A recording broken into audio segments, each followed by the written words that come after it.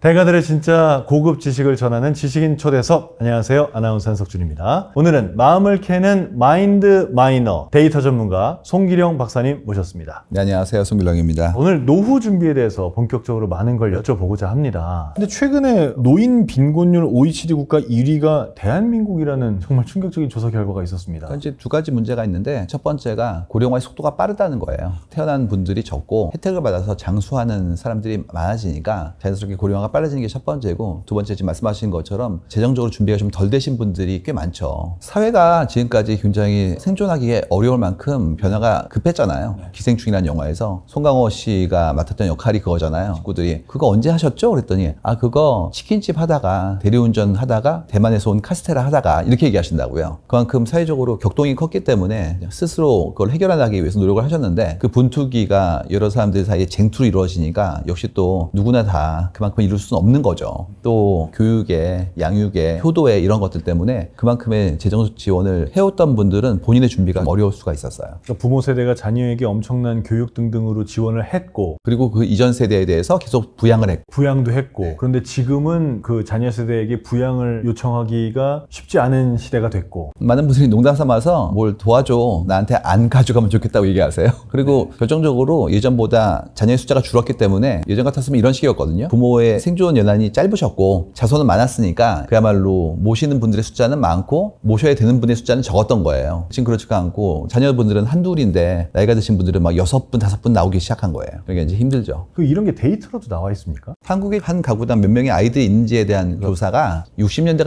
6.0이었어요. 70년대가 4.5, 80년대가 2.8 정도거든요. 그러니까 우리는 60년생이시면 6남매, 70년생이면 4, 5남매, 80년생이 3남매 정도였던 거예요. 그러니까 이제 그 이전에 태어난 분들은 8남매가 있었던 거죠. 이제 그렇지가 않고 한 분한테 들어가는 자원이 크고 그분한테 응당해줘야 될 게 더 늘어나는 만큼의 우리가 삶에 대한 기준이 올라간 거예요. 계속해서 보여지는 건 말씀하신 것처럼 지금 빈곤율부터 장수로 넘어가는 부분도 다 나와 있으니까 우리는 알고 있는 거예요. 알고 있는데도 참 미리미리 대비하는 게 그만큼 어려웠기 때문에 지금 이게 현실로 나타나고 있는 건데, 방편에 대해서 첫 번째 생각했던 것들이 가족 내에서 상호 지원이었기 때문이에요. 이런 거 있잖아요. 이제 장성하셨으니까 부모님 좀 도와드려야죠. 서로 어려워도 서로 간에 돕는 게 문화이자 의무 같은 거였기 때문에 그랬었는데, 다른 서구 국가라든지 혹은 가까운 일본만 하더라도 그렇지 않다는 거예요. 그럼 그게 지금 달라지고 있다라는 말씀을 하시는 것 같은데, 일본 같은 경우에는 우리하고 어떻게 다른가요? 효도에 대한 개념 자체는 달라요. 한국 같은 경우에는 효도가 그러면 뵙고 그다음에 경제적 지원하는 것들이 효도로 인식하거든요. 일본의 효도는 스터디했던 게 어떤 거냐면 이런 식이었어요. 서로 간에 연락을 하는 거, 그 다음에 찾아올 수 있으면 좋은 거, 이 정도예요. 경제적 지원이 아니라. 그러니까 이제 독립적인 삶을 사는 거예요. 그 대신 어떤 게 있냐면, 출가를 해서 가정을 이룰 때 지원을 적게 하세요. 거기는 그만큼 처음에 지원해 주는 액수가 크지 않고 각자 사는 그런 모드로 되어 있는 거고, 우리는 그렇지가 않고 주거라든지 그런 것 때문에 지원량이 크잖아요. 그러다 보니까 본인의 노후 자금이 여기 들어간 거예요. 또 한 가지는 연좌로 되어 있는 경우가 있었어요. 이런 거죠. 어려우시네? 도와야지. 근데 그게 무력감이 있는 경우가 있거든요. 예를 들어서 도와드렸는데 감사해야지 않으시는 거예요.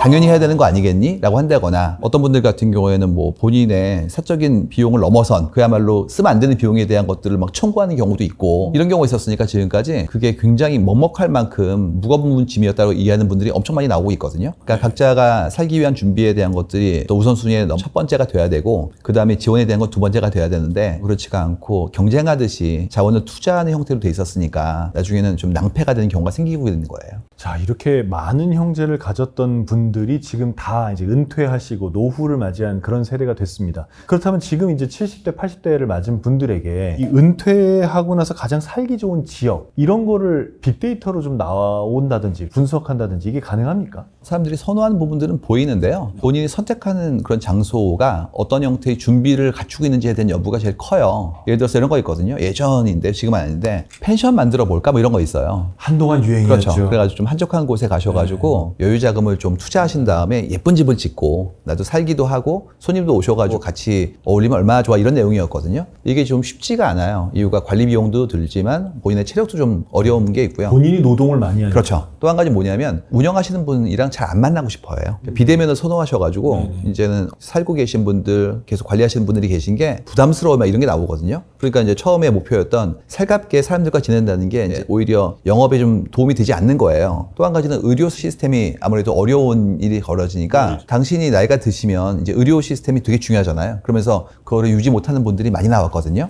이런 식으로 시도한 다음에 겪어봐서 생기는 불이치 때문에 다른 걸 모색하는 분들이 나오는 거예요. 그래서 그 다음에 나왔던 건 뭐였냐면 그냥 낙향에서 예전 동네에 사는 거 말고 아예 새로운 곳으로 가시는 거 이런 것도 막 보였고 또 나온 건 뭐였냐면 최근에는 시니어 홈 같은 것들, 실버타운 같은 것들을 지역에 만들어서 다른 분들과 섞여서 살아가는 이런 것도 나오거든요. 계속 변화가 보이면서 새롭게 모색되는 게 보이는데 최근에 보이는 거는 도시에 살고 싶어 하세요. 이유가 돌아가실 고향이 있던 분들보다 도시 출신 분들이 은퇴를 시작했고요. 그 다음에 또 한 가지 뭐냐면 그분들이 누렸던 문화나 아니면 여러 가지의 어떤 도시의 삶에 대한 혜택 같은 것들을 포기하기 어려운 게 좀 있고요. 말씀드린 어떤 것처럼 의료 시스템이라든지 여러 편의시설 때문에 지역으로 못 가신 분도 나오기 시작한 거예요. 요즘은 그래서 오히려 시니어들의 어떤 안정된 삶을 누리는 곳이 도시화되는 것들이 많이 보이는 것도 흥미로운 부분이라 볼 수 있어요. 그러니까 지금 우리의 욕구가 커지면서 예전에는 환경, 일자리, 아니면 또 교육 여건 이런 식으로 분할돼 있던 것이 어떤 것도 포기 못하는 걸로 올라가기 시작한 거예요.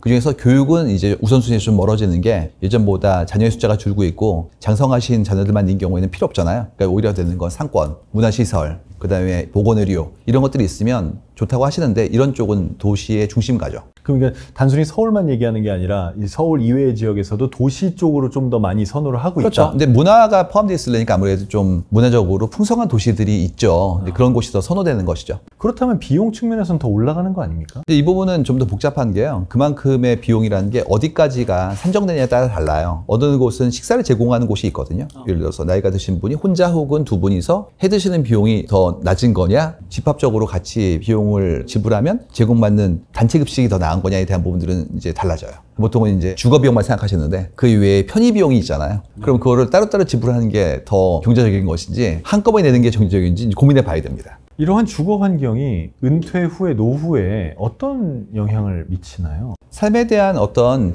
스테레오타입이 더 다양하게 제공되는 거예요. 지금까지 뭐였냐면 당연히 은퇴했으면 그냥 한적한 곳에서 편안하게 내가 내 섭생을 관리하면서라는 거였죠. 이제 그렇지가 않고 나는 도시에서 더 다채로운 사람들과 만나고 싶고 그다음에 편의에 대한 부분들은 뭐 청소가 됐건 아니면 또 식사가 됐건 누군가 도와주면 얼마나 좋아 이게 나오고 있는 거거든요. 선택지가 넓어지고 있는 거예요. A가 B로 바뀌는 게 아니라 A 이외에 B, C, D가 더 나오는 거예요. 그 주거 환경에 대해서도 여쭤보자면 지금 현재 60대 혹은 70대, 80대 분들이 가장 필요로 하고 있는 나는 그래도 이거는 꼭 있어야 돼 라고 꼽는 주거 환경이나 조건 같은 건 뭔가요? 그게 늘고 있어요.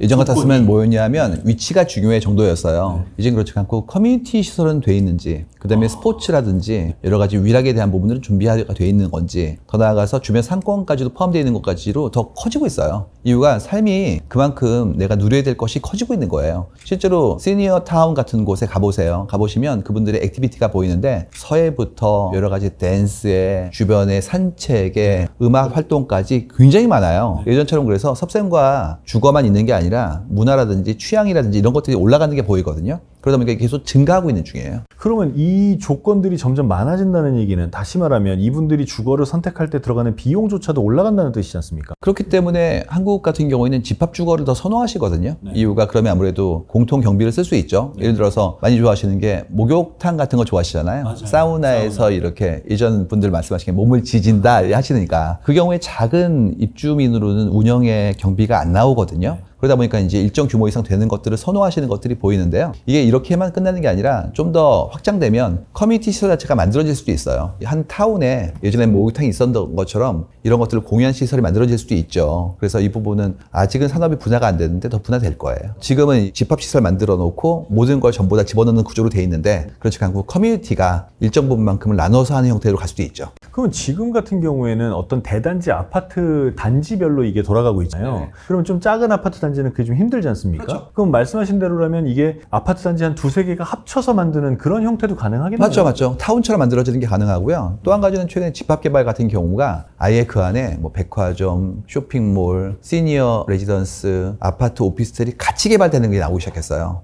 그래서 예전처럼 이렇게 주거는 주거, 상업은 상업 이게 아니라 복합개발 같은 것들도 나오기 시작했거든요.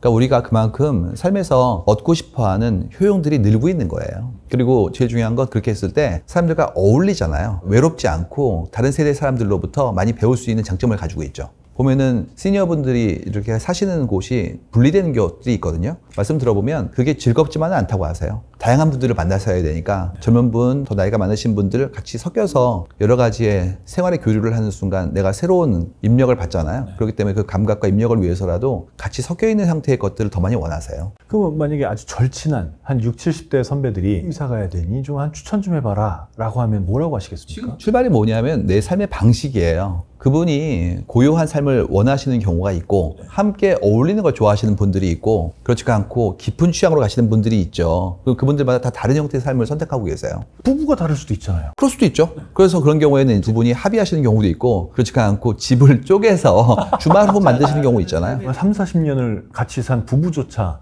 따로 떨어져서 혼자 보내는 시간을 만든다는 거, 그야말로 작년에 내신 핵 개인의 시대 아닙니까? 우리 모두 핵개인으로 가고 있죠. 근데 흥미로운 건 핵개인의 시대라는 책의 제목이 핵개인의 세대가 아니라는 거예요. 보통 많은 분들은 젊은 세대 분들이 혼자 있는 걸 좋아하시냐고 하시잖아요. 아니에요. 연배가 많으신 분들도 독립적이고 혼자 있는 걸 좋아하시는 분들 많거든요. 그리고 또 한 가지는 같이 있어도 침해받지 않고 본인의 온전한 욕망을 전부 다 표출하고 그만큼 실천하기 원하시는 분들 계시잖아요. 이분들이 핵개인인 거예요. 그래서 핵개인은 지금 시대로 움직이고 있는 겁니다. 전체가 다 그렇다는 건가요? 어떤 분은 빨리 가고 어떤 분은 늦게 가는데 사회적인 정서는 확실히 그 방향으로 움직이고 있어요. 다시 말하면 당연히 개인의 어떤 욕망이나 원하는 바나 이런 거 다 다를 거 아닙니까? 그럼 앞으로 사회가 굉장히 다양한 방향으로 변해간다는 뜻이네요. 그럼요. 사실은 각자가 가지고 있는 자기의 모습이 다르잖아요. 근데 우리 지금까지 그걸 획일화 시켰을 뿐이에요. 근데 획일화 한 척 했지만 사실은 아니었죠. 각자는 소중한데 지금까지 눌렀단 말이에요. 그렇지가 않고 당신의 소중함을 우리가 서로 간에 인정하고 그만큼 존중하는 것이 옳죠. 그렇기 때문에 그 방향으로 가고 있는 거예요. 그럼 이제 노후로 올라가면서 이제 60대, 70대인 분들조차도 이렇게 핵개인화가 되고 있는 거 아닙니까? 그렇죠. 그러면서도 지금까지 친했던 친구들이 아니라 개인의 입장에서 내가 정말 좋아하는 취미들을 공유하는 새로운 인간관계들이 맺어지는 그런 상황이 맞습니다. 되겠네요. 호를 기반으로 하고 그 다음에 조예와 취향으로 가는 거 정확히 보입니다. 예전에 뭐였냐면 이거였어요. 내 친구들 동갑, 맞아요. 그 다음에 동창, 학교. 이런 식이었잖아요. 네. 근데 그거는 사실상 연결고리가 없진 않지만 내가 결정하는 건 아니거든요. 그냥 주어진 거죠. 태어났으니까 같이 다녔으니까 이거였단 말이에요. 지금 그렇지 않고 내가 고르겠어요예요. 이제 저는 책에서 어떻게 얘기했냐면 선택의 연대라고 표현했어요. 지금까지는 내가 주어진 상태에 살았던 거예요. 혈연, 지연, 학연 같은 것들. 그것도 내가 고르다고 보기는 어렵고 하다 보니까 주어진 거였는데 이젠 그렇지가 않고 내가 좋아하는 거, 내가 관심을 가지는 분야에서 함께 모여서 내가 선택한 사람들이 같이 지내는 걸로 정확히 움직이고 있는 거죠. 그거 참 재밌네요. 왜냐면 한 10년, 20년 전까지만 해도 그 취미 활동, 동호회 활동 많이 하는 사람들 약간 한심하게 보는 사람들도 있었거든요. 그때는 이제 전력 질주하면서 사회적으로 생각하는 예전의 방식의 성공이라는 목표로 움직이던 때였고 또 한 가지 뭐였냐면 그때 다른 일을 할 수가 없었어요. 예전에 주 5일제였어요? 6일제였어요? 처음엔 6일죠. 지금은 이해를 못하죠. 근데 그때는 어땠었냐면 주 6일제도 토요일날 오전까지는 내가 약속을 못 잡았어요. 맞아요. 이유가 끝나고 선배님들이 부르면 가야 됐으니까. 그러니까 어떻게 되냐면 월, 화, 수, 목, 금, 토, 오전까지 잡혀 있는 거예요. 그러면 취향을 가질 수가 없어요. 정해진 시간은 토요일날 오후부터 일요일까지인데 주로 쓰러져 있었잖아요. 6일을 긴장했었는데 어떻게 가져요? 이때 나한테 정신적인, 육체적인 여유가 없었던 거예요. 이제 그렇지가 않고 52시간제, 저녁에 있는 삶, 주말은 당연히 보존되고 이러다 보니까 나한테 여유 시간이라는 자원이 늘어난 거예요. 그럼 당연히 가는 게 내가 어떤 걸 좋아하지에 대한 부분들을 보라보는 거고 또 한 가지는 뭐가 있냐면 조직이 더 이상 나의 고울은 아니에요. 선배들이 얘기했던 게 그거였거든요. 들어왔구나. 내가 너의 미래다. 그 다음에 고울은 뭐냐면 조직의 수장이 되는 거다. 그래서 예전에 그런 거 있었어요. 신입으로 들어오신 분들한테 포부를 물어보면 대표가 되겠습니다. 당찬 포부 이런 거였잖아요. 지금 그런 생각 안 해요. 할 수가 없는 게 그때까지 우리 회사가 있을 것 같지가 않아요. 그러니까 여기다가 걸 수는 없어요. 그래서 예전에 여기가 목적지였다면 지금은 경유지예요. 아니 그러면 지금 이제 50대, 60대인 분들은 그런 삶을 살지 않았으니까 그렇죠. 갑자기 뭔가 취미를 가지려고 생각하면 좀 막막할 수도 있지 않습니까? 굉장히 행운이죠. 이제라도 그런 기회가 나왔다는 게. 그 이전 세대 분들 같은 경우에는 그런 여유가 없으셨어요. 없었기 때문에 고민도 없었잖아요. 그 얘기 있거든요. 이전에 할머니들 찾아뵈면은 손으로 빨래했었대요. 뭐 기술이 어디 있고 기계가 어디 있어요. 근데 나중에 할머니가 나이가 드셨는데 세탁기가 집안에 들어왔대요. 그래가지고 세탁기를 놓고 할머니가 의자 갖고 와가지고 이거 보고 계셨대요.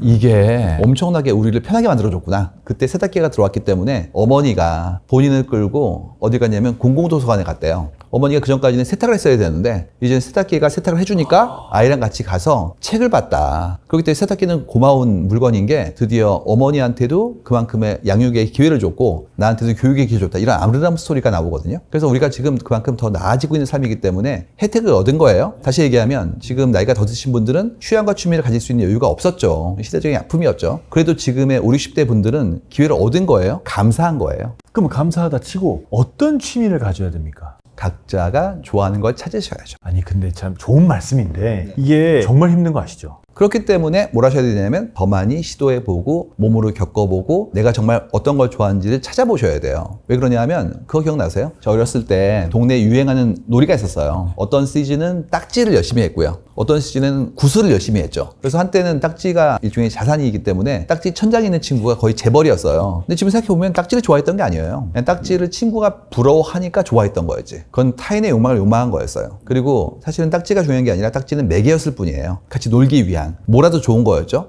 이건 오래 못 갑니다. 왜 못 가냐 하면 친구 없이도 좋아할 수 있어야 되고요. 그리고 예전의 관계보다도 새롭게 호우로 가는 순간 내가 조예를 갖지 못하면 그와 교류할 수가 없어요. 이렇게 표피적으로 좋아한다고 그랬는데 대화가 안 되는 거예요. 그러면 교류가 안 돼요. 나중에 그래서 어떻게 되냐 하면 특정 분야의 조예를 가진 사람끼리 모여서 서로 간에 자기가 좋아하는 것들을 나누고 얘기하는 형태로 움직이게 될 거예요. 저는 지금 무슨 생각하고 있었냐면 예를 들어서 자전거라고 칠게요. 자전거가 정말 비싼 자전거로 가자면 한도 끝도 없지 않습니까? 그리고 그것들을 자랑하는 사람들도 있어요. 그쵸. 난 뭐 한 30만 원짜리 자전거인데 그러면 너무 초라해서 못 있을 것 같고 그죠. 이런 느낌이 들 수 있거든요. 이게 뭐냐면 계속해서 러쉬하는 거예요. 출발은 뭐였냐면 그냥 자전거를 타볼까였어요. 이유가 요즘 몸이 찌뿌드하니까 사려고 하는 순간 옆에서 언제 옵니다. 안 돼. 티타늄, 그 다음에 안에 있는 부품별로 전문 업체. 이 순간부터 내 처음엔 생각은 5만 원짜리였는데 이게 1,000만 원이 돼 있어요. 근데 문제는 뭐냐면 그 다음에 자전거를 내가 안 좋아할 수도 있죠. 그럼 이제 처박아 놓고 안 보는 거예요. 그 다음에 뭐로 가냐면 캠핑으로 갑니다. 이런 식이면 이건 내가 좋아하는 게 아니에요. 다른 사람의 욕망인 거죠. 그렇죠. 그러니까 이게 문제가 뭐냐면 내가 정말 좋아하는지 뭔지를 파악하기도 전에 타인의 욕망들 때문에 돈이 계속 많이 들어가는 구조가 맞아요. 된다면 그리고 또 한 가지 뭐냐면 내가 조예가 없을 때 무리한 소비를 해요. 근데 정말 좋아하는 분들은 어떻게 되냐면 차근차근 사세요.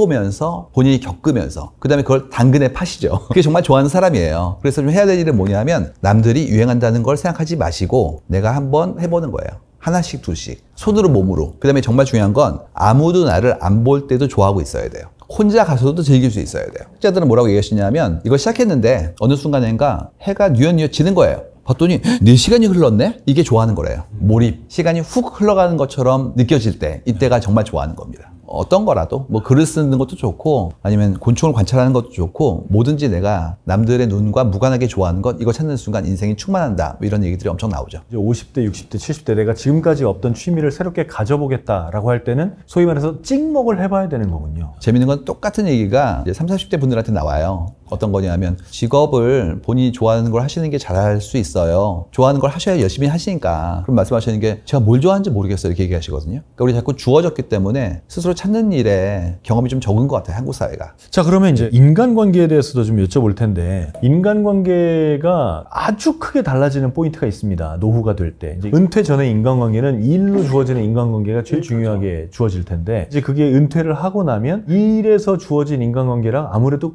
아주 많이 줄어들게 돼요. 사실 10% 이하로 떨어집니다. 그러니까 이게 데이터로 분석하면 어떻게 차이가 나오나요? 새로운 인간관계를 얻으면 다행이죠. 대부분 다 주니까요. 내 삶의 자원을 어떻게 썼냐의 문제예요. 예를 들어서 그런 얘기 있거든요. 주변에 5분 정도를 보면 그게 나이다. 그분들과 어울리고 있지 않니? 이런 얘기예요. 거꾸로 최근에 만났던 분들을 한번 떠올려 보시면 그분들이 나의 가까운 분들이에요. 그럼 어떻게 됩니까? 호의적이기 때문에 내가 만나고 에너지를 쓰고 애정을 드린 분이 나에 대한 생각을 하시겠죠. 그러면 한 20, 30년 동안 만난 분들이 내가 알고 있던 사회 중에서 직장과 연결됐던 분들이었다면 그분들 이외의 분들에 대해서는 내가 아무래도 소홀했던 거잖아요. 그러면 직장이라는 매개가 사라졌을 때 그분들과 관계를 유지를 못하면 내 인간관계는 줄고 있는 거죠. 정확히. 20, 30년간 꽃밭에 물을 안 준 거예요. 그렇기 때문에 쉽지 않은 겁니다. 그러면 방법은 두 가지겠죠. 하나는 뭐냐면 예전에 직장 관계의 사람들을 내가 유지한다. 두 번째는 새로운 사람들 만난다. 이게 두 번째잖아요. 1번 같은 경우에는 쉽지 않다는 걸 알고 계실 거예요. 왜냐하면 처음부터 관계가 이익과 손해가 포함되어 있는 거였기 때문에 서로 간에 그의 위치라든지 지위에 대한 부분들을 생각하고 들어갔던 경우잖아요. 넘어섰으면 참 행복한데 아닐 수 있으니까 어렵다는 부분이 있죠. 두 번째를 도모해보고 있는데 이때 필요한 건 어떤 거냐면 나이를 읽는 거예요. 나이를 인식하는 순간부터 내가 가지고 있는 대상에 대한 범주가 좁아지기 시작해요. 왜 그러냐면 우리 그런 얘기 있거든요. 만나면 몇 살이야? 물어보는 일들이 많았단 말이에요, 지금까지. 그러다 보니까 마음속에 뭐가 있냐면 친구는 동갑 아니겠어? 라는 내용들이 들어있는 분들이 꽤 많아요. 그러면 동갑 중에서 나와 취향이 맞고 연결고리가 없는 분이 은퇴 후에 나와 잘 지낼 확률은 낮잖아요. 필터링 같은 거니까. 제약 조건이 너무 많아지는군요. 그렇죠. 그렇기 때문에 몇 가지는 포기하거나 그만큼을 더 여유롭게 해야 되는데 나이라는 것들이 가장 큰 제한으로 올라오니까 그것까지 안고 가는 순간 급감하는 거죠. 그러니 나이라도 버리자. 나이는 버리는 것이 본인에게 훨씬 더 큰 확률의 상승을 약속한다. 새로운 인간관계를 맺는데 유리하다. 그렇죠. 그러면 그 은퇴 이후에 새로운 인간관계를 새롭게 맺어나가는 사람들은 확률적으로 어디서 만나나요? 호라고 얘기해요. 자기가 좋아하고 싫어하는 것. 여기서 출발합니다. 좋아하면 같은 걸 보면서 웃을 수 있으니까 공감대가 되고요. 싫어하는 게 명확한 경우에는 그에 대한 나의 생각 자체가 나중에 어긋날 수 있는 것들을 없애주잖아요. 그렇기 때문에 호로 출발하는 것이 가장 안전하고도 확률이 높은 그런 게임이라고 볼 수가 있어요. 그게 혹시 어디가 제일 많은가요? 저 들었던 얘기 중에서 그거 있었는데 아버님이 은퇴하신 다음에 공공기관에서 일하셨던 분인데 색소폰을 사오셨다는 거예요. 색소폰 동호회에 나가시고 어떤 분들은 탄천변에 나가서 부시는 분들 계세요. 기회가 뛰어난 분들은 팬덤도 생기고 이렇게 되죠. 사람은 누구나 자기가 잘하는 걸 할 때가 제일 멋져 보이잖아요. 자기가 잘하는 게 생기면 그다음부터는 사람들과의 매력도가 올라가거든요.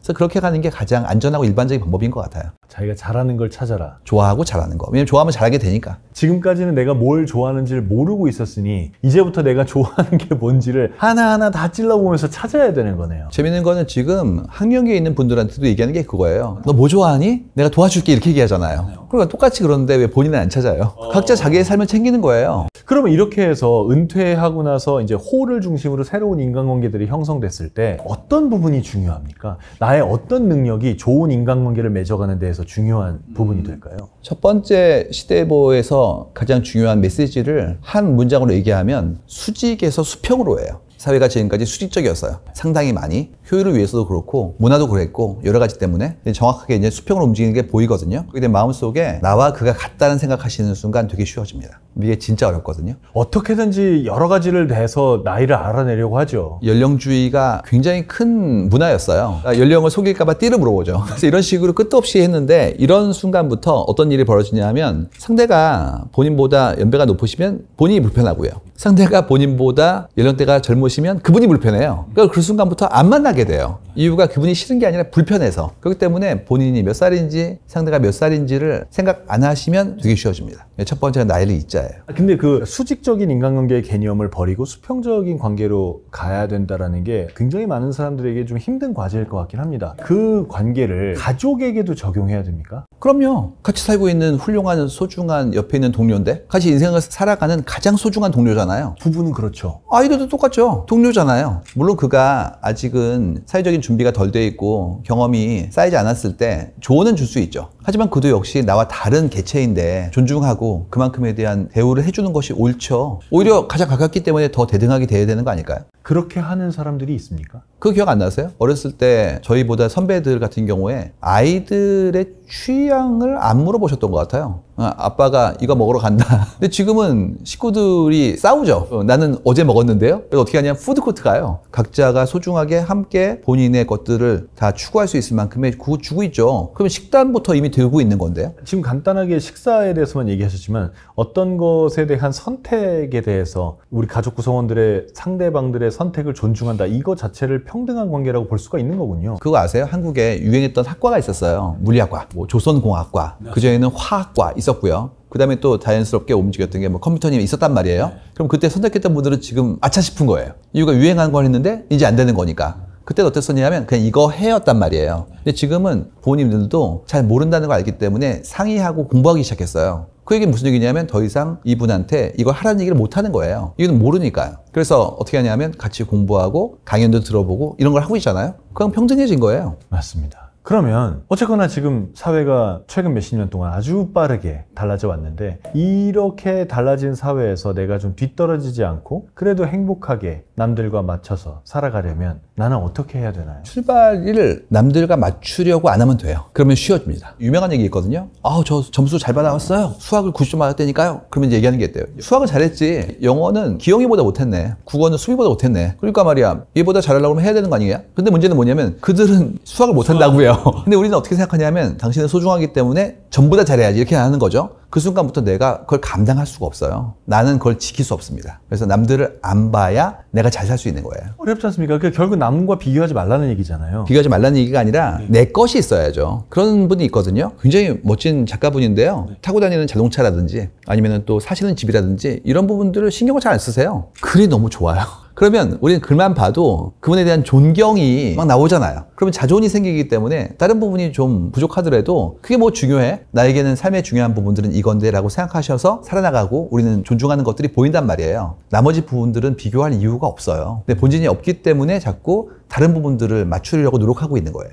그럼 뭐 남과 비교하는 게 중요한 게 아니라 내 본진이 뭔지를 찾고 내 본진을 더 탄탄하게 쌓아가는 그 행위가 제일 필요하겠군요. 맞습니다. 안 그러면 자꾸 수치로 비교해야 돼요. 그러면 이제 집의 크기가 얼마나 커, 자동차가 얼마나 비싼 거 이렇게 가기 시작하는 거예요. 아니 노후에 잘 사는 법에 대해서 처음에 시작을 하고 여쭤보기 시작했는데 결국은 그 인생 전반의 행복에 관한 얘기로 지금 흘러가고 있는 느낌이에요. 책에 어떤 내용이 있냐면 이 얘기가 있어요. 제가 발견한 거였는데 멋있게 나이 든 게 아니라 멋있는 사람이 나이가 든 거다. 그럼 내가 지금까지 멋이 없었으면 이제부터 어떻게 해야 되나요? 지금부터 멋있게 살기 위한 노력을 하면 되죠. 인생이 길어졌으니까. 우린 보통 이렇게 얘기해요. Save the best for last. 나중을 위해서 내가 다 지금은 포기할게. 정말 좋은 건 나중이야. 개미와 배짱이 서사거든요. 힘들지? 열심히 모아서 말이야 노후를 위해서 저축해야지라는 모드였단 말이에요. 근데 지금은 그 정도의 빈곤함은 아니거든요. 그렇기 때문에 삶의 밸런스를 유지하고 내가 좋아하는 걸 하면서 내 본진을 만들고 그 다음에 정말 행복한다는 건 그 본진으로 내 업을 만들면 그 과정이 힘들지가 않고 오히려 즐거워진단 말이에요.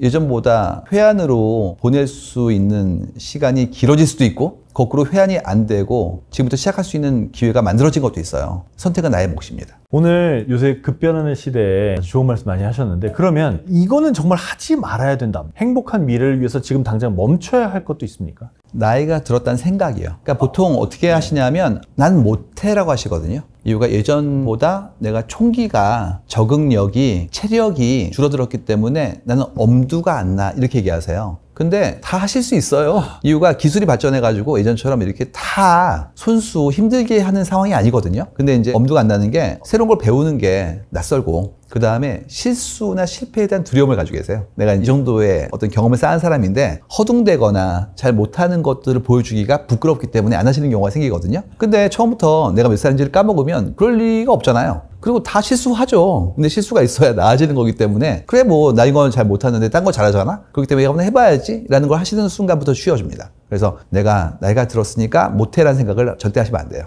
또 있습니까? 용기를 가지는 건 똑같이 필요한 것 같아요. 동전의 양면 같은 건데 새로운 거를 배웠을 때 젊은 분들도 겁나거든요. 근데 친절한 설명이 붙어 있어요. 유튜브가 스님이라서 거기에 온갖 정보들이 있기 때문에 내 스스로 할 수 있도록 많이 도와주는 구도로 가요. 뭐 세무부터 지금 다 도와주고 있거든요. 그래서 그런 것들을 한번 해보시면 아 내가 다른 사람의 도움 없이도 자립 가능하다는 걸 느낄 수가 있어요. 그래서 작은 성공을 해보시고 계속해서 용기를 내는 작업들은 반드시 필요하죠. 인공지능이 직업을 대체한다 이런 생각을 하기 시작하면서 굉장히 많은 사람들이 좀 공포심이 생겼어요. 과연 내 직업은 내가 은퇴하기 전까지는 안전할 것인가 이런 얘기들을 많이 합니다. 직업은 늘 없어지고 생겼는데 근데 이제 이번에 짧은 시간 동안에 더 넓은 범주로 위협으로 올 것 같으니까 얘기가 나오는 거고요. 그리고 또 아직 안 왔으니까 불안감이 좀 생기신 거거든요. 저 기억나는 게 예전에 어렸을 때 상고에서 배우셨던 게 주산, 부기, 타자 배우셨다고. 맞아요. 타자 자격증이 있었대요. 타자 1급, 타자 2급 이렇게. 있었죠? 그래서 그게 정말 좋은 직업이었다고. 그거 하면 사무직 가가지고 하셨고 그다음에 회사마다 타자 치시는 분들이 엄청 많았다는 거예요. 근데 지금은 뭐 손으로 하는 게 아니라 말로 하잖아요. 그러니까 오히려 발음이 정확하고 말이 빠른 사람들이 유리한 거예요. 결국 그 직업은 예전 같지 않은 거죠. 이런 일들은 늘 벌어지고 있어요. 근데 직업이 없어지는 게 왜 불안하냐? 없어지는 건 명확하고 만들어지는 거는 잘 모르니까 없으니까 지금 불안감이 있는 게 1번이고요. 2번은 뭐냐면 기술 실업이라는 단어가 있어요. Technological Unemployment. 기술이 바뀌니까 실업이 생긴 거예요. 그래서 지금 A라는 직업이 자동화가 되면 그분은 직업을 잃을 수 있겠죠. 다른 일을 하셔야 되겠죠. 근데 그게 쉽지 않은 경우가 있으니까 한 가지 기회에 굉장히 전문성을 가지고 계신데 이분이 다른 걸 또 배우려면 그만큼의 기다려주는 시간이 좀 필요하잖아요. 근데 소득의 보전이 안 되기 때문에 그 사이에 전락감을 느끼는 경우가 생길 수 있죠. 이게 지금 문제가 되고 있는 거예요. 예전보다 훨씬 오래 삽니다. 그렇기 때문에 한 가지 직업이 존속하는 기간보다 당신의 생애가 길어지고 있어요. 그러니까 한 가지 직업을 끝내셔도 직업은 두세 개 이상 가지게 될 겁니다. 이렇게 얘기하세요. 그럼 이제 직장은 훨씬 많아지죠. 직업이 두세 개인데 한 직업에 여러 직장 다니시잖아요. 그러니까 이제 훨씬 더 많아지는 거예요. 그게 이제 모든 사람에게 해당된다. 모든 사람에게. 저는 이번에 썼던 시대부 호명사회에서 그걸 유동화라고 얘기했어요. 예전보다 많이 움직인다. 예를 들어서 이런 얘기입니다. 예전에는 어떤 일을 부탁하려고 그러면 우리 회사에 들어오세요 했잖아요. 요즘 그렇지가 않고 탤런트 공유 플랫폼이라고 있어요. 이런 일 도와주세요. 그러면 이제 해주시죠. 그 다음에 이 유동성이 커지면 사람들한테 이렇게 얘기합니다. 고용하기 전에 한번 발을 맞춰보시죠. 옛날에는 들어오신 다음에 아우 일을 못하시는데 어떡하지? 이런 얘기였어요. 지금은 한번 우리 프로젝트 한번 해보고 결과가 좋으니까 저희 회사에 오시겠어요로 가는 거죠. 프리랜서 건으로 한번 해보고. 그렇죠. 그래가지고 일해보겠습니다. 움직인단 말이에요. 그럼 예전보다 움직이는 속도가 빨라졌죠? 그러면 A 회사가 B 회사에서 움직인 분이 계시면 누군가를 모셔와야 될 거 아니에요? 끝도 없이 되니까 속도가 점점 빨라지는 거예요. 예전에 그게 안 됐던 게 아무도 안 움직인 거였어요. 아무도 안 움직였죠. 교착 상태. 일단 들어가고 나면 뭐 내가 여기서 인생이 끝날 때까지 있는 거니까. 근데 지금 그렇지가 않고 경력직 채용이 훨씬 더 늘었어요. 그러면 이제 그만두는 일, 새롭게 오시는 일이 심상해지는 거예요. 흥미로운 거는 좀 유력한 기관에서 정년을 마치지 못한 분들이 그만뒀을 때 우리 썼던 표현이 뭐였냐면 옷을 벗는다는 거였어요. 그거는 어떤 거였냐면 애도의 표현이었죠. 약간은 안 좋은 의미. 그렇죠. 지금 그렇지가 않고 그만두셨네. 그러면 더 좋은 데 가시겠네. 혹은 새로운 경험하시네. 이렇게 얘기하죠. 그러면 AI가 혹시 완전히 대체하고 있는 그런 직업들은 뭐가 있나요? 벌써 조금씩 보여지고 있긴 한데 얼마 전에 제가 겪었던 일이었어요. 제가 코엑스에 강의를 알았었는데 갔더니 되게 조용해요. 전부 다 헤드폰을 끼고 계세요. 그 다음에 제가 마이크로 얘기하면 작게 얘기해도 제 목소리가 직접 헤드폰으로 가는 거예요. 그러니까 조용한데 속삭이는 것만으로도 소통이 가능한 구조예요. 근데 이제 헤드폰 없는 분들도 계실 거 아니에요. 이분들을 위해서 오른쪽 스크린에 제가 했던 말들이 전부 다 떴어요. 딕테이션 소프트웨어로. 더 무서운 건 그 밑에 뭐가 떴냐면 번역이 떴어요. 그러면 생각해 보세요. 예전엔 그거를 해내기 위해서 속기사 분들도 계셔야 됐고 통역사 분도 계셔야 될 거 아니에요. 근데 그 세 분이 없이도 행사가 진행된 거예요. 그 정도의 간단한 일들 정도는 이렇게 한다는 거죠. 자연스럽게 그런 일 자체가 조금씩 우리한테는 사람이 할 필요 없는 것으로 가고 있는 중이라는 거예요. 그 대체될 수 있는 직업의 특징이 있습니까? 대체될 수 있는 직업의 특징이 뭐냐면 자세히 설명할 수 있는 일이에요. 어떤 일을 할 때 이런 거죠. 자, 지금부터 문서를 정리하는 일이에요. 근데 홀수 페이지는 오른쪽으로 놓고 짝수 페이지는 왼쪽으로 놓고 이런 패턴이 보이면 이런 것들은 제거하고 교정하는 일들이에요. 그럼 그거는 설명할 수 있죠.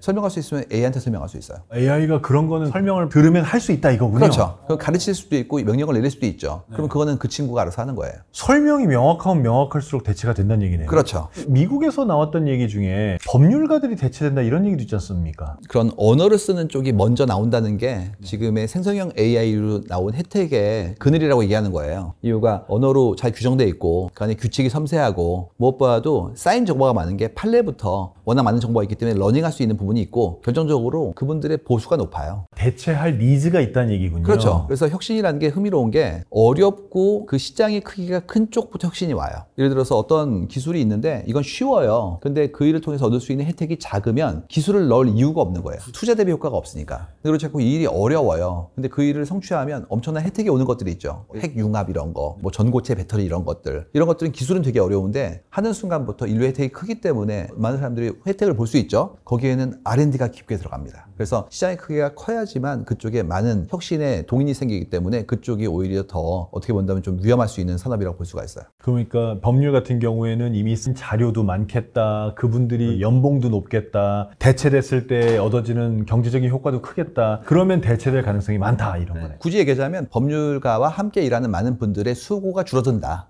예를 들어서 예전 같았으면 필요한 정보들을 모아서 정리하는 것들도 엄청나잖아요. 뭐 주고받은 이메일들이 막 10만 건이에요. 근데 그게 송사의 증거로 쓰여요. 그럼 그거 정리해야 될 거 아니에요. 이런 것들은 예전에는 전부 다 사람이 했으니까 비용이 엄청났는데 이젠 그렇지가 않고 쉽게 소프트웨어 힘을 통해서 할 수 있으니까 전체 수입의 단가가 줄어드는 거죠. 그러면 환자들의 하나하나의 케이스를 봐야 되는 의사들도 마찬가지 케이스입니까? 그러니까 규칙으로서 정리될 수 있고 측정을 기반으로 그것이 나오는 결과들인 경우에는 많이 도움을 얻죠. 지금도 진단 관련한 소프트웨어들도 존재하고 그다음에 방사선과 의사 선생님들 같은 경우에도 판독에 대한 부분들의 AI 도움을 얻는 경우도 많이 나오고 있거든요. 그래서 많이 도움을 주기 때문에 전체 스루풋이 좋아지는 거예요. 그거는 이분이 하는 일들을 돕는 사람이 늘어나는 거죠. 다시 말하면 의사 한 명이 처리할 수 있는 데이터 양이 늘어나는 혁신적으로 거예요. 늘어나겠네요. 네. 그래서 이제 그 부분이 더 깊은 진료가 가능하도록 만들어주는 거예요. 어쨌거나 그러면 의사 한 명이 처리할 수 있는 데이터 양이 늘어나고 데이터의 깊이가 늘어나고 진료의 수준이 올라가고 이 얘기는 전체 파일을 보면 필요한 의사의 수는 줄어든다는 뜻이지 않습니까? 같은 일 한다고 했을 땐 그렇죠. 근데 우리들의 욕망이라는 게 그렇지 않고 그 다음에 뭘 보냐면 좀 더 나를 위한 진료와 진찰과 처치에 대한 부분들을 요구하기 시작합니다. 그쪽으로 이제 더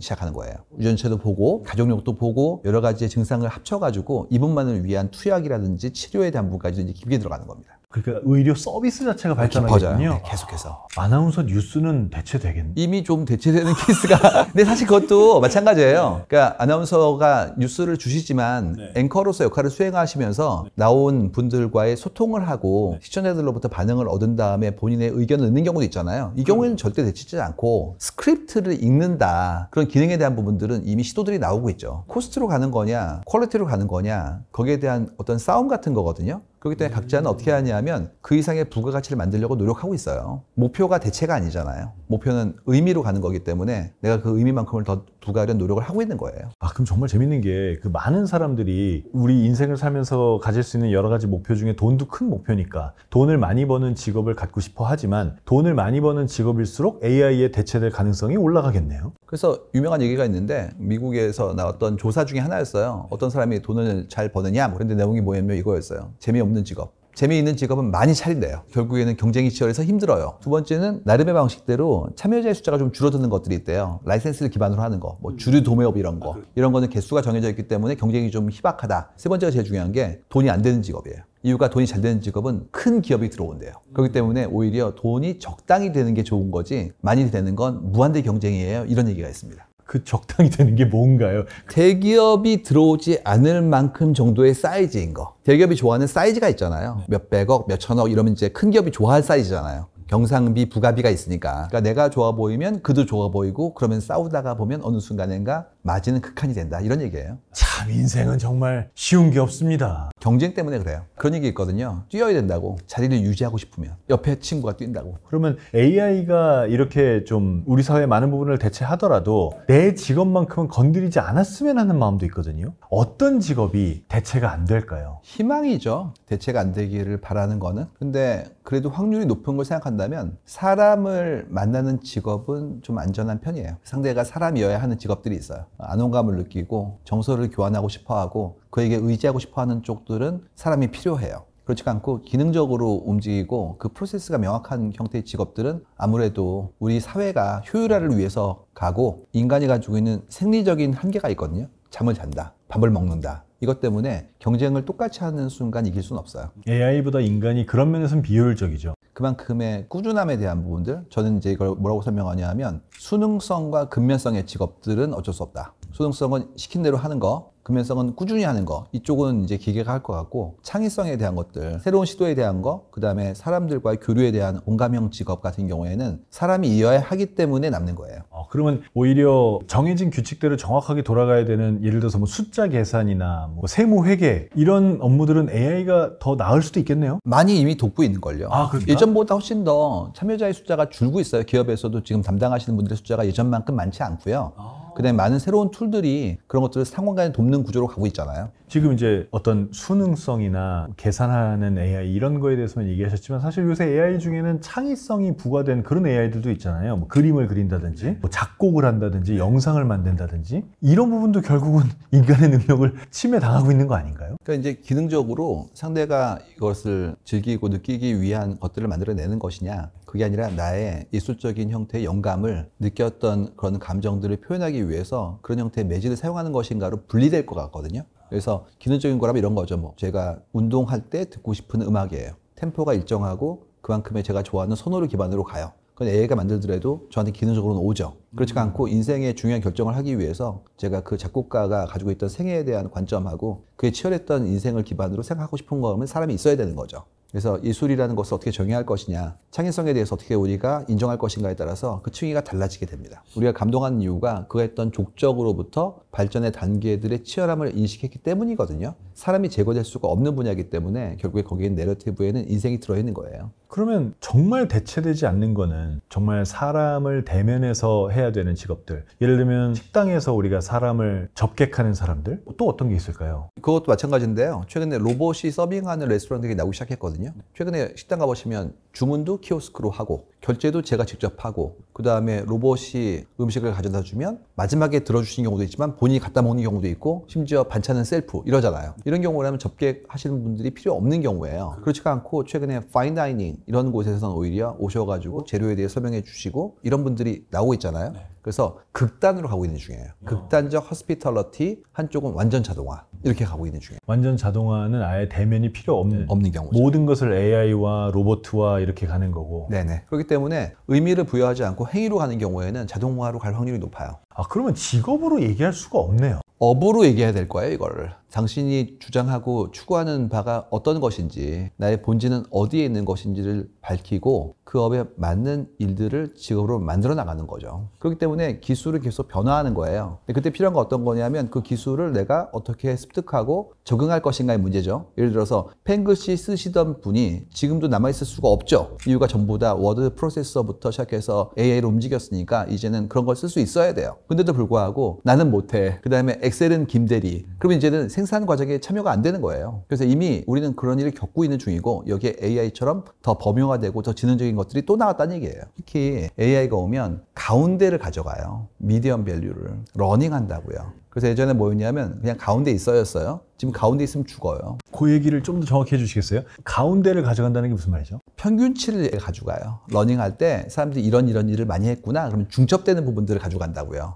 그래서 사람들이 가장 많이 얘기했고 관심을 가졌고 빈번하게 얘기했던 중간치를 가져가요, AI가. 엔트로피를 본단 말이에요. 그 안에 들어있는. 그중에서 연관도가 높은 부분들의 단어를 만들어내는 시스템으로 돼 있어요. 그래서 사람들이 많이 얘기했던 것들, 중간에 있던 것들을 주로 AI가 가져가는 거예요. 옛날에는 튀지 마였잖아요. 지금은 가운데 있으면 죽어요. 그래서 오히려 본인이 끝까지 가는 부분들을 어떻게 할 것인가를 바라봐야 되고 무엇보다도 끝까지 가는 게 본인의 몰입을 형성하기 때문에 내 삶의 만족감과 그 성취감이 커지니까 그렇게 가는 것이 옳다는 거죠. 그럼 우리가 지금 AI라는 것을 어떻게 보면 너무 지나치게 두려워하고 있는 건가요? 아니요, 두려워해야 돼요. 옛날에는 그게 그냥 글씨를 쳐주는 수준이었는데 글을 쓰기 시작했기 때문에 문제가 된 거예요.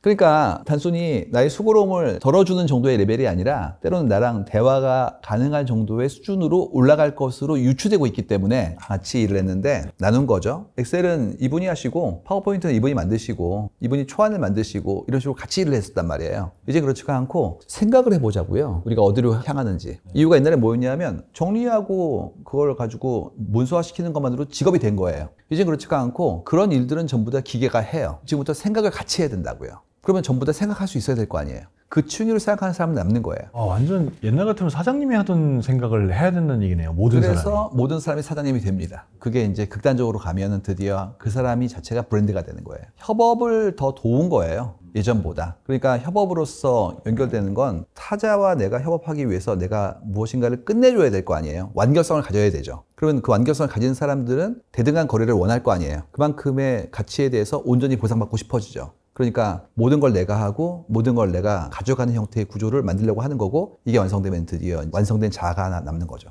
첫 번째 책 핵게니시에 썼던 얘기 중에 하나가 뭐였냐면 이거였어요. 어떤 직업이 좋을까요? 그러면 대체되지 않는 직업이요. 그것도 있죠. 그것보다도 경쟁이 좀 덜한 직업이요. 이유가 경쟁이 너무 세면 지속적으로 계속 혁신을 해야 되겠고 경쟁이 너무 세면 가격을 낮춰야 되겠고 그러다 보니까 나한테 들어오는 돈이 적어지는구나 이걸 알게 된 거예요. 거꾸로 보수가 크고 사회적으로도 선망받는 직업들은 참여자가 느리니까 그만큼 힘들어지게 이걸 알게 된 거죠. 그래서 생각했던 게 뭐였냐면 그러면 제일 좋은 건 근근히 먹고 사는 거네. 나쁘지 않아요. 어느 경우냐면 내가 그 일을 좋아하면 일이 좋았잖아요. 생계가 되죠. 그렇기 때문에 보수가 좀 적더라도 충분히 그만큼의 만족감을 느낄 수 있잖아요. 가장 문제가 뭐냐면 근근히 먹고 사는데 내가 그 일을 싫어할 때예요. 그러면 정말 일을 너무 힘들게 했는데 거기에 대한 보수나 처우가 안 좋아요. 그럼 거의 너무 어려운 일이 벌어지죠. 근데 실제로 데이터 속에서 보여지면 경력이 좀 있으신 분들 중에서 새로운 채스를 얻으신 분들이 그런 형태의 창업에 많이 들어가시는데 근근히 먹고 사는 경우도 어려운데 일도 되게 힘들어요. 유행하는 창업 보세요. 심지어 자본을 넣고 있는데 머릿속에 막 떠오르시잖아요. 이게 어떤 거냐면 이런 거예요. 힘드시군요. 이거 하시면 잘 돼요. 이거 어렵지 않나요? 쉽게 할 수 있어요. 교육 받으시면 일주일 만에.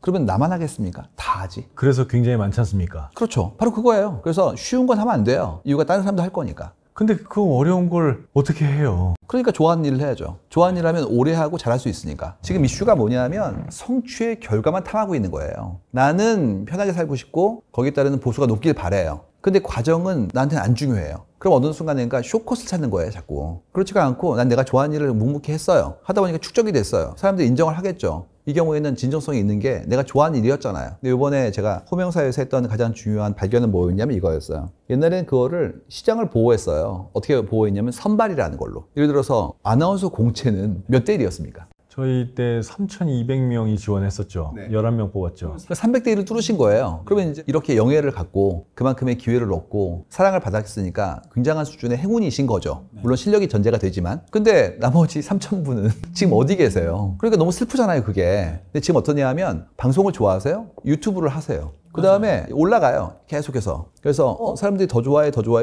그럼 어느 순간 자기 코너를 가지고 진행하시는 분들이 뭐 팟캐스트, 유튜브 되게 많잖아요. 이분들은 예전에 그 언론고시라고 하고 있는 선발을 안 거쳤는데 기회를 얻으신 분들이잖아요. 그러니까 지금 사회가 너그러워지고 있는 거예요. 옛날에는 한 번 그냥 그날 하루에 건곤일척으로 결과가 잘 나오면 당신은 이번 생 훌륭함 아니면 어려워 이거였다고요. 지금 그렇지가 않고 사방에 굉장히 많은 경우가 있으니까 천천히 가세요. 지금 안 되면 내일 하는 거고 내일 하면 모레 하는 거고 이렇게 너그러워진 거거든요. 그럼 이제 즐거운 건 인입이 무한대가 됐기 때문에 누구나 혜택을 얻을 수 있어요. 공평하게 기회가 온 거죠. 다만 어려운 점 뭐냐면 옛날에는 들어오면 실수해도 다음에 잘하면 돼. 그리고 뭐 어차피 우리 몇 명 안 되니까 배분 골고루 이 프로그램도 하고 이런 식이었단 말이에요. 지금은 3,000명, 3만 명이 경쟁하고 있죠. 그렇기 때문에 꾸준히 상승해야지 중간에 멈추는 순간 사라집니다. 직업 안정성이 떨어졌네요. 그렇죠. 그 대신 기회가 공평해진 거예요. 어떻게 본다면 사회적으로 봤을 때는 후자가 낫지 않을까요? 왜냐하면 어떤 문제가 생길 수 있느냐. 전자인 경우에는 누군가가 그분을 평가한단 말이에요. 근데 평가가 공정한지에 대해서라면 우리는 생각이 많죠. 근데 지금 그렇지가 않고 대중이 판단하기 때문에 그분에 대한 판단이 훨씬 더 많은 분들에게 인정받았으니까 공정할 수 있고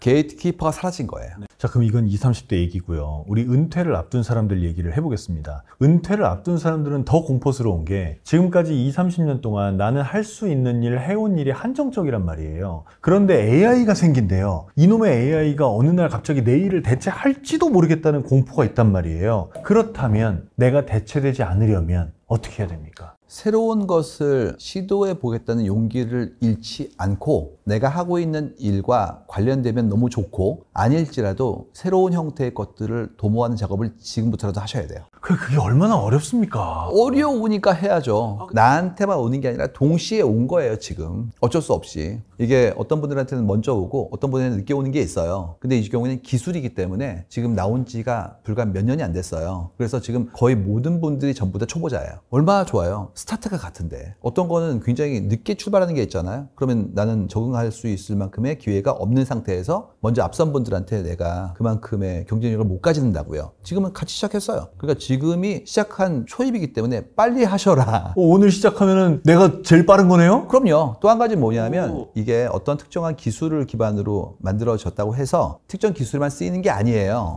때에 따라서 어떤 분들은 그림 그리는데 쓰시고 어떤 분들은 문서를 만드는데 쓰시고 어떤 분들은 수학적 사고에 쓰고 있잖아요. 그러면 해야 될 일은 뭐냐면 이런 형태의 혜택을 내가 가지고 있는 전문성에 어느 부분에 접합할 것인가를 보시면 오히려 기회가 더 나올 수도 있어요. 거기까지 생각이 확장되거나 배우는데 시간이 상당히 걸리지 않을까요? 그래서 필요한 게 어떤 거냐면 많이 보세요. 이런 생각하는 분들이 있어요. 어떤 분들은 좀 늦게 가시는데요. 먼저 가신 분들이 있거든요. 이분들 얘기 들어보시면 용기도 나고 그 다음에 좀 작은 경험들을 쌓으면 그만큼의 가시적인 시도에 대해서 내가 안심할 수 있을 만큼 좀 안정감을 느끼거든요. 그래서 작게 한번 해보시는 게 일단 한번 써보세요. 써보면 생각보다 어렵지 않다는 걸 아시게 되고 그 다음에 이거를 그냥 단순한 걸 넣는 게 아니라 내가 하고 있는 일에 넣어볼까 할 때부터 출발하는 거예요. 왜냐하면 본인이 쌓은 자산이 있다고요. 특히 암묵지가 있어요. 그게 이제 감인데 놀라운 감각과 경험을 기반으로 내가 가지고 있는 기회가 몸 안에 녹아있는 게 있거든요. 이거랑 결합하면 진짜 무섭게 나옵니다. 아니면 지로 베이스예요.